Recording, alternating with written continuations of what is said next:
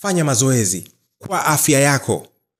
Kila siku at least fanya mazoezi. Unajua niliwahi kusoma sehemu kwenye article fulani ya watu wataalamu wa masuala ya afya, wakawa wanasisitiza kuhusiana na mazoezi, na wakasema hivi, na hii inaweza kumsaidia mtu same, take this point, kwamba kama unaona una uvivu, basi tenga nusu saa at least siku 3 kila wiki. Wiki ina siku 7. Sawa? Kwa hiyo katika zile siku 7, tenga siku 3 tu ufanye mazoezi hata nusu saa. Hata ndugu yangu Noel hapo nyuma ya kamera ameniambia tayari kashaanza mazoezi. Japo sio ya kukimbia, ameanza tu ndani pale taratibu.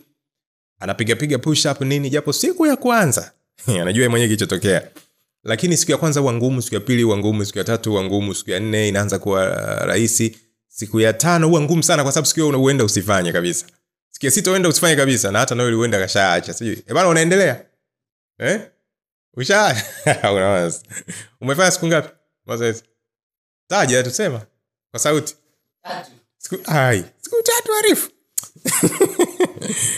Sawa, kwa hiyo mazoezi ni kitu bora sana. Kwa nini? Kwa sababu huu mwili huu ni wangu sasa. Kwa hiyo wewe unaweza kushika wa kwako. Sawa, huo mwili wa kwako una uhitaji sana katika mihangaiko yako, katika kuchakalika kwako, katika kutafuta maisha namna ambavyo unatafuta, katika kuishi kwa namna bora zaidi, una uhitaji wa mwili. Tukiuendea vibaya, mwili wetu utatukwamisha, kwa sababu tutapata magonjwa, tutaugua, tutakuwa na mwili wa kizembe, utaanza kupata kitambi. Pole washikaji wenye vitambi.